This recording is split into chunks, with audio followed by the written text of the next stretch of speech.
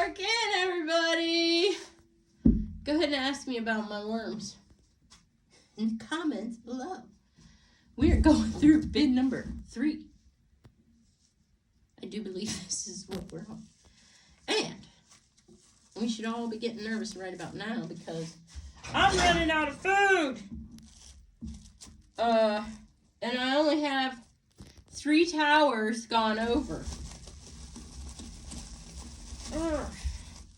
There's our worms. Not too many babies, but there are some. I should have refilled my, it was a black soldier fly. I think it's hatched already. So here you can see all that's left. This is pumpkin slice that I fed them. And that's all that's left. So this bin looks really good. Like the chips, I like the amount that's in there. They look very, fluffy. So I'm feeling like the aerobic conditions are amazing in this bin. I think this is going to be one of my best bins, even though our population is, I got a medium gray bead, the jewelry. The gray bead indicates that my population is medium. Yeah, see, my bedding is really light color brown, meaning there's not very many castings in there, and there's not. There's a lot of leaves left because my population isn't that great. My cocoon numbers look amazing. Dark purple. They were fed. My moisture is in the medium range. I think I'm going to change that moisture bead probably to a light color. I think my moisture might be going to, the bottom. So what we always check for when we do that first turn is to see if we have any standing water in the bottom. There's plenty of moisture down there. The bottom of the bin is very moist, but I think once I turn it, that's going to improve those conditions and help even that out a little more. Moisture is always going to drift its way down to the bottom. I have had where I haven't turned them in quite a while, when they were still very young bins and there just wasn't very many worms, and I had the heaters on, and I found out that you have to get down in there and turn it, because where those heaters are, it will somehow vaporize that moisture, even though those heaters are designed not to get too hot, and that I know of. They never went over their temperature, but I think the fact that it just was not turned, that they ended up just scorching that area there of moisture. So now I know to get in and turn them, even though I don't feel like much is going on in there. There's something going on down there by that heater, and it's removing the moisture. And then everything got really dry and crunchy, and I had to mix it in and break it up with my hand to redistribute the moisture. This is an old one because it's got some big chunks of cardboard in it. I haven't used big chunks of cardboard in a while.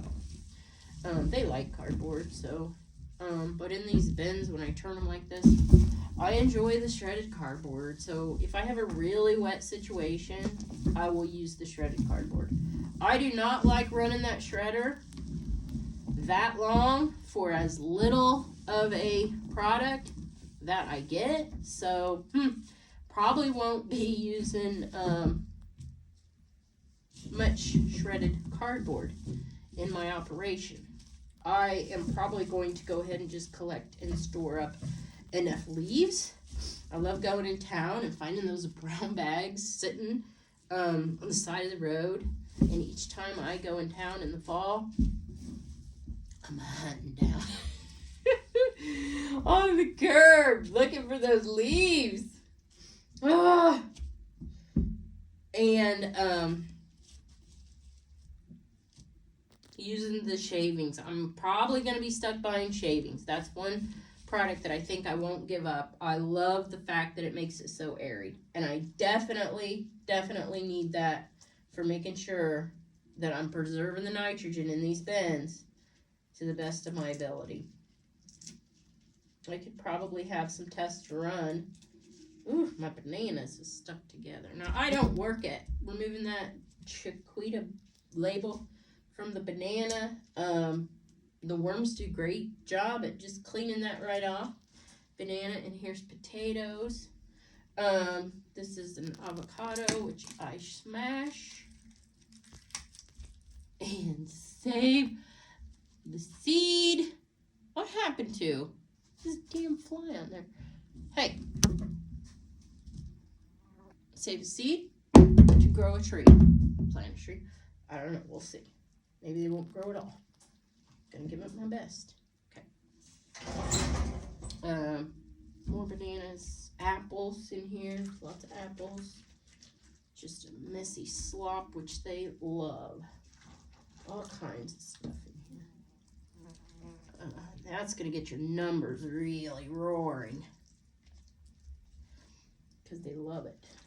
Broken down like that. Pineapple there for them. A little bit of pineapple. Tomatoes. Oh, yeah. It's probably a little too much. I don't know. We'll see. So far, I haven't killed them on this stuff. Maybe if I put too much protein. Like, there's a big old tomato. Yeah. Okay, guys. You guys are going to be happy. Happy. I gotta go get some leaves. Hang on a second. Just because I like to cover that with a little bit of fresh, well, they're not fresh leaves, but I mean just a little bit of leaves, so all that gunk doesn't get stuck under the bubble wrap. And I feel like it might create, because the bacteria are really going to be working that stuff like hard. And I don't want any aerobic conditions. So I want this airspace. See that this is going to create an airspace above those vegetables. And not allow the anaerobic bacteria to get going. If, basically, you put plastic on top. I understand, I know that the bubble wraps are bubbles there for a reason. So that air can get pulled in through all those bubbles, but let me tell you, I told you about that bubble wrap in an earlier video, which you probably aren't even going to watch, but I think they chew a hole, and these bubbles just go flat. So I don't know how a worm could do that, but I think the bubble goes flat after an amount of time. There you go. It's got good numbers. I'm going to stick with the medium color bead. The bedding, yep. No fire hazards here. Moisture, we were going to change that bead to lighter moisture. It wasn't anything major. So what you do is you just wheel your bead around to the other side, whichever one you want to take off. You don't have to take them all off in order to change your beads. Nope.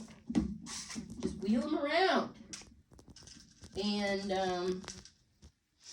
you just have to put one new bead. So, okay. Well, if you ever see me out and about, go ahead and ask me about my worms.